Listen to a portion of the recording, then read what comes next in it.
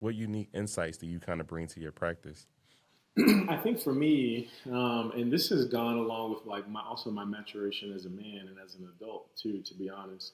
So the thing that like centers me nowadays is like leading with love and like leading with empathy, right?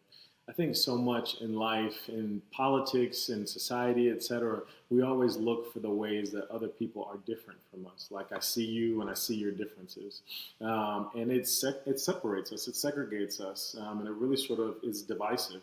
And we're trying to be Equity Commons, myself, I'm trying to be really sort of different in the way that I take care of people, and the fact that I lead with empathy, the fact that I lead with love, and the fact that I lead with understanding. And all of these has been developments that I've made in, as just as a human being in my relationships, whatever. But I bring that to my clinical practice of medicine as well. Yo, plug me in.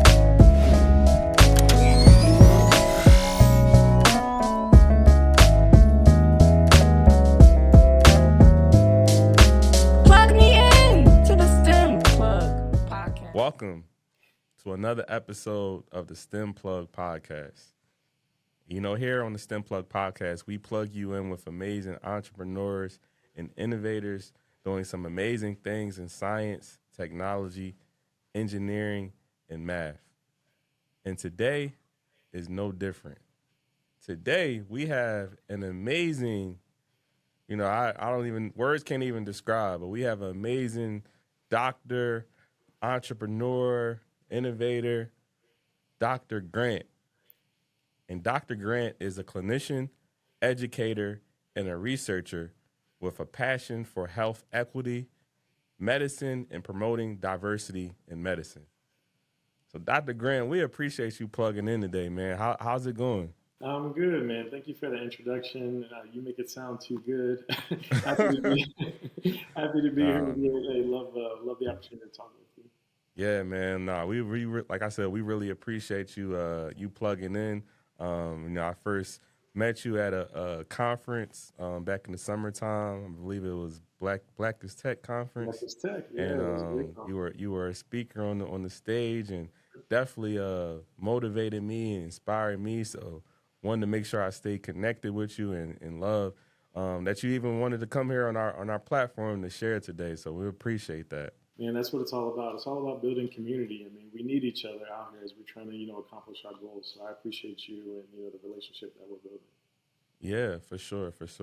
So I guess going into it, right, I have your amazing resume, right? But I want to kind of go back a little bit, right? Where are you originally from? I am from the DMV. I'm from Maryland, Prince George's County, born and raised. Okay. I've kind of been all over the place. Your goals and your dreams will take you to places that you never thought you would end up in. After a while, I ended up circling back, and I'm now back in the DMV area. Happy to be here. I have a wonderful job. I have a wonderful family here. And yeah, life has been good. Okay. DMV. Yeah, I'm familiar with like they just say was it Pretty Girl County? So I know That's about home, it. I know man. about That's it. home. That's home for me. Best place in That's the what's world, up. if you ask my opinion. So. Yeah. Okay, so let's plug in a little bit, right? So, share with me some of your, experience. I know you have that you're, not only just a clinician, but you're also an educator and a researcher, right? How do these roles really shape that perspective on healthcare? Yeah, I mean, for me, it seems like I do a lot of different things, but really it's all just focused on equity and improving the condition for people that look like me. I care about Black people more than anything. And unfortunately, cardiovascular disease is the number one killer of African Americans in this country. And that's why I went into cardiology. That was the main reason. I educate because we need to increase our understanding of cardiovascular disease and the things that are harming us. I do research because I want to know more. I want to understand, why the things are actually happening. I innovate because what we're currently doing is not helping, and we need new solutions. And so all these titles that you have like beautifully ascribed to me are all really just essentially trying to figure this out, man, and trying to help my community. So. Yeah. Nah, that's bars, man. But yeah, it's amazing when you can I guess, take your technical knowledge and then also take your passion of you have for helping people and just kind of turn it all into everything, right? So how, like, I guess a question that I have, right? You're going, like I said, we're going into a lot of different things within research, right? How do you believe like addressing bias in the health disparities community? How do you kind of address that? Yeah, I mean, so to take you all the way back, so I did my medical residency at Emory University in Atlanta. And even before that, I went to Davidson College, North Carolina, and I studied sociology. And I love sociology in the sense that it gave me a sense and a based on an understanding of people and why people do the things that we do. I took that understanding into my career in medicine. And so when I was in my residency, I just kept seeing how bias would come into play and really sort of negatively affect clinical outcomes, negatively affect the way that we were taking care of people, and negatively affect how people were handling the healthcare field. And it's such a big problem to me. And so I did a deep dive in the literature, did my own research as well, and I really sort of understood the problem and the magnitude of the problem, and it's massive. I mean, we see it all the time. I mean, Serena Williams had a documentary where she talked about how she felt like her medical team wasn't listening to her and really didn't understand, her pathology, and that led to her having her own issues with distrust with her clinicians, et cetera. And so I did my senior grand rounds at Emory on implicit bias and the way that it negatively affects clinical outcomes, and it was super well received. Like everyone in the room was like, "Yeah, I get it. This is a problem. Like, we need to fix this." And then one of the questions I got was like, "Okay, like now, how do we fix it?" And I was like, "Shit, I don't know." And it was a beautiful moment that I was having because, recognize this problem. It's an issue, no clear solutions that we see that are actually moving the needle. And I was having conversations with, friends of mine. That's one of the things that I think is so beautiful, that when you have a problem, don't just keep it to yourself. Talk with other people about it. Put it out there. You let the sort of the brain trust really sort of come up with ideas. So I was talking with a really good friend of mine, Whitney A. White, and she was like, I was talking about the need for really sort of understanding other people's perspective and sort of the development of radical empathy for clinicians. And she was like, "Yeah, that's cool. I'm also doing some stuff in virtual reality." I was like, "Oh my gosh, this is sort of a beautiful marriage of the technology and the innovation to really try to solve a real world problem that we see in healthcare." Wow. Nah, that's an amazing story, right? So I guess going back, right, I just want to dive into a little area, right? Yeah. So you really have a extensive background kind of within sports cardiology, right? So how do you have an interest in sports? How did you really kind of get into that field? Yeah, so Like, what was sports that was a background? beautiful thing too. And I mean, the one thing that people have always told me is just follow your passions, like follow the things that you're interested in. And so I grew up playing sports. I was always an athlete. I played soccer in college when I was at Davidson, and I just love the mentality of athletes. I love the discipline. I love the teamwork. I love everything about it. And so as I was navigating through my journey trying to become a doctor, I just kept being interested in that and kept telling people that I was interested in that. And fortunately for me, as I was navigating this process, sports cardiology blossomed into a subspecialty, a niche subspecialty within cardiology. And so I did my cardiology fellowship at Georgetown. I was so fortunate enough that they actually had a fellowship-trained sports cardiologist at the time. And so I was able to do some research with them and, work and get more exposure. And then during my fellowship at Georgetown, there's only one place where they offer fellowship in sports cardiology, and they only trained 1 or 2 people per year. So I applied, I got accepted. So I went up to Boston. I did my fellowship at Massachusetts General Hospital, Harvard University in sports cardiology. I loved it. I was afforded the opportunity to come back to the DMV area, and so now I'm the director of sports cardiology at Medstar Health. I work with several of the professional teams within the DMV area. I also get to work with a large community of color here. I get to be at home. Like it's a beautiful thing, and it all is just sort of following passions. That's dope. So do you work with the Wizards, or are you like with the? I help see some of their staff. I work with the Mystics team and also the G League team, the Go-Go as well. Okay. So who's your? I don't want to get you in trouble, but who's your favorite NBA team? So I'm local, man. I'm local everything. So I'm Wizards all day. Oh man, that's gotta be tough. Yeah. They're building. They're building. Kyle Kuzma, Jordan Poole. We are building. So the future, hopefully, will be bright. Yeah. With. Nah, that's amazing, right? So I guess like what would you say what unique insights do you kind of bring to your practice? Just with all it seems like you have so much different experience. You have that interest in sports. What unique insights do you kind of bring to your practice? I think for me, and this has gone along with like my maturation as a man and as an adult too, to be honest. So the thing that like centers me nowadays is like leading with love and like leading with empathy, right? I think so much in life, in politics, in society, etc., we always look for the ways that other people are different from us. Like I see you and I see your differences, and it separates us, it segregates us, and it really sort of is divisive. And we're trying to be Equity Commons, myself, I'm trying to be really sort of different in the way that I take care of people, and the fact that I lead with empathy, the fact that I lead with love, and the fact that I lead with understanding. And all of these has been developments that I've made in, as a human being in my relationships, whatever. But I bring that to my clinical practice of medicine as well. Wow. Okay. So, we have a lot of listeners, right, that, all different ages, right? Some are interested, they're already in STEM. Some are interested in getting into STEM, right? Mm-hmm.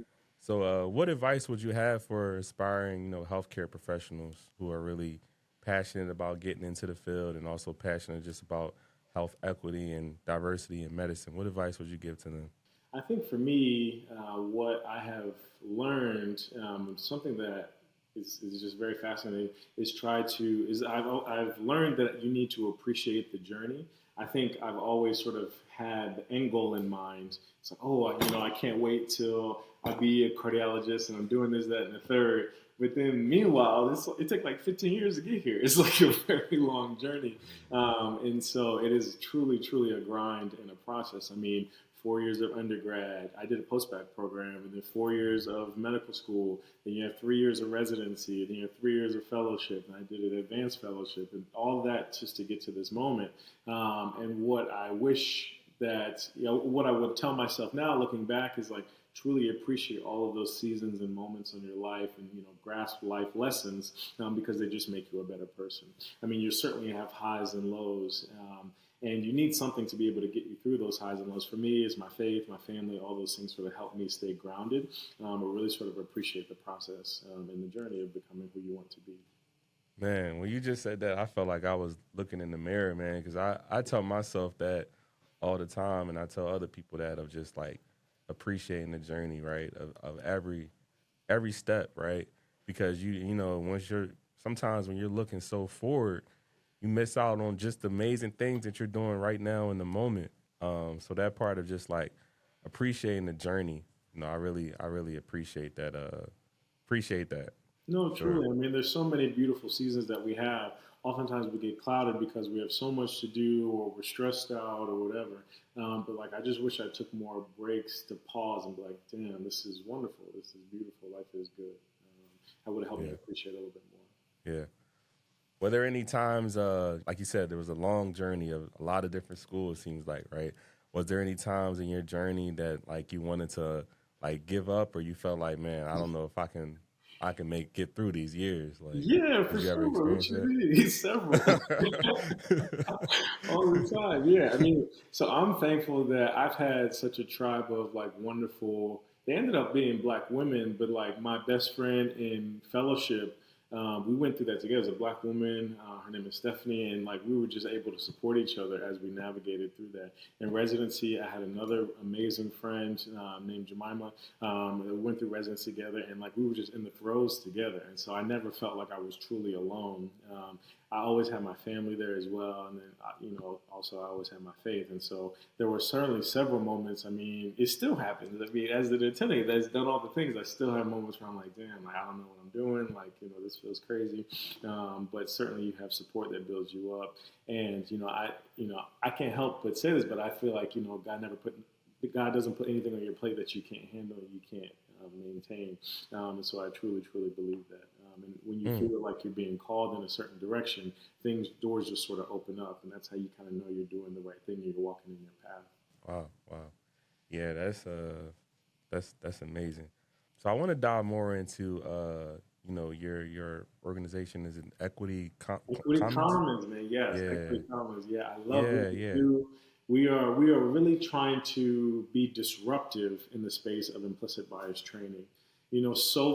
Typically what exists now is it's kind of like an HR mandate where you're doing a little click box or you're having a PowerPoint, someone's lecturing at you, and it really doesn't move the needle as far as we know for understanding of implicit bias and then really sort of improving outcomes. But what we think and what we know is that the virtual reality technique, that innovative novel component of the VR, really sort of helps develop radical empathy, which is the foundation of everything. It's just empathizing with others. How did this organization and this brand kind of all come together for you? It's really just a brain trust of friends. I work in the organization with two other founders. We're all sort of Davidson alumnus. We all bring certain skill sets to the table. I am a clinician. Whitney A. White, she is a business and sort of a thought leader. And then the other founder is Leslie Alvarado, and she specializes in technology and virtual reality. And so together we really sort of formed this unique and wonderful and sort of mission-led organization that's trying to build a world without bias. Yeah, the virtual reality space, man, is the future, right? I mean, I'm not even gonna say it's the future; it's the now. So it's so many, especially like within the education field. I know I'm venturing and looking at a lot of different things within my brand of STEM Plug within the VR space. So virtual reality within healthcare, right? That's very interesting to me. How do you really envision the role of virtual reality in healthcare? Do you think that's going to help with like health disparities and stuff like that? Oh, for sure. I mean, I think the technology, the potential applications are endless. I mean, there are so many issues that exist within healthcare in the United States, and that's what I'm just so thankful about, the ability and the opportunity to use technology to try to help solve one of these sort of larger issues that we have, in particular around health equity using virtual reality. But I think the clinical application, for procedures, for learning how to do CPR, for all the sort of things that we help train and educate our medical students, our residents, our fellows on being really good doctors, virtual reality provides a really sort of unique opportunity to give those opportunities for development, to learn more before you get right in front of the patient, so you can be their best self, you can be your best doctor, you can be your best healer once you get in front of that patient. Nah, that's dope. So I definitely want to, plug in our listeners, right? Are there any, exciting projects or ventures? I know we have the, Equity Commons that you're kind of working on right now that you want to kind of share with our listeners. Man, our company is growing, and I'm so thankful. We're continually we're always sort of developing new virtual reality experiences. We had a virtual reality experience of actually a Black woman presenting to the emergency department with shortness of breath after she just had delivered and had a baby. And then I tried to make my little niche of healthcare, of sports cardiology, a better place, a more equitable space that, people of color can feel safe in and can feel heard and can feel understood. Wow, that's amazing. So how can our listeners, stay plugged in with you? I don't know if you're going to be speaking at any different conferences coming up. You have any different websites you want to throw out or social medias? How can we stay in touch with you? Yeah. I'm on Instagram. That's probably the social media I use the most. Yeah. I'm J Grant MD on Instagram. I'm on LinkedIn. Equity Commons is on Twitter. We're on LinkedIn as well. You could just Google Equity Commons. All of our socials will pop up. I'm actually heading to Philadelphia right now. I'm speaking at the American Heart Association in a couple hours. And we're busy. Okay. We're active. We're doing the things.